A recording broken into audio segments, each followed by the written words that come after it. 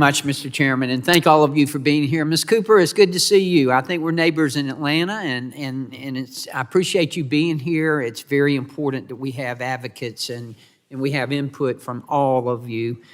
You know, we have some of the cleanest air in the world right here in the United States. Even the EPA says that, and we're very fortunate. Yet, I'm troubled by this because, Ms. Cooper, you know Georgia, and you know South Georgia. We're very rural. In fact, Georgia's the #1 forestry state in the nation.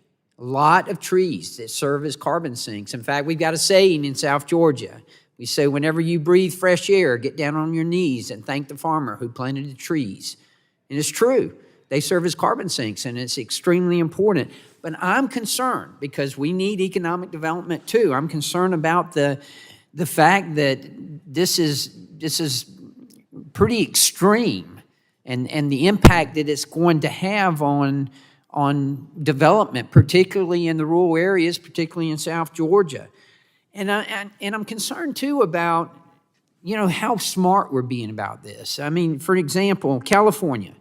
We know California has imposed some of the strictest emission limits in the world and some of the strictest environmental standards in the nation. Yet a recent study found that wildfire emissions in 2020 essentially negated 18 years of reductions in GHG emissions from other sectors by a factor of 2.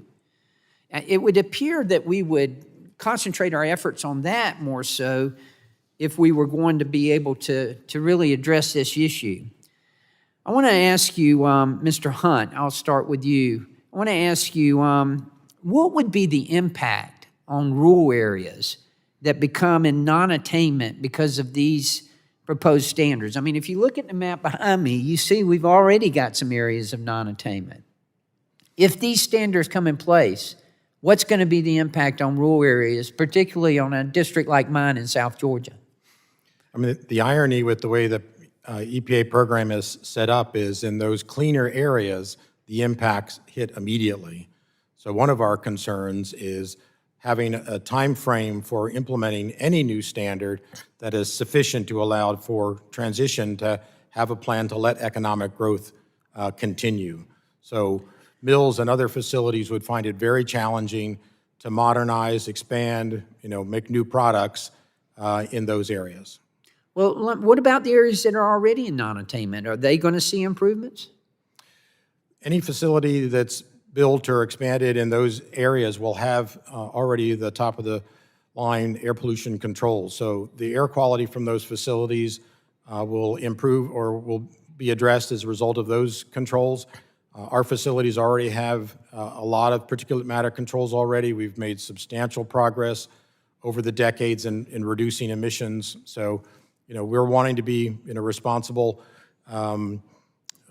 citizens within our own communities, making sure that air quality is well protected. Well, what about the impact? I mean, you said in your testimony that these standards threaten modernization projects that would already improve operations. What about the impact on manufacturing in the U.S.? We just recently had announced, and it's under construction now, the largest single economic development project in the history of the state of Georgia in my district, and that is EV factory. And we've got EV battery factories in Georgia. We've really embraced this. And what's going to be the impact on them? Will the federal support that they've received in recent years ensure that they meet the stringent permitting requirements? If the standard goes down to 8 or certainly even down to 10, a lot of those projects would be in jeopardy.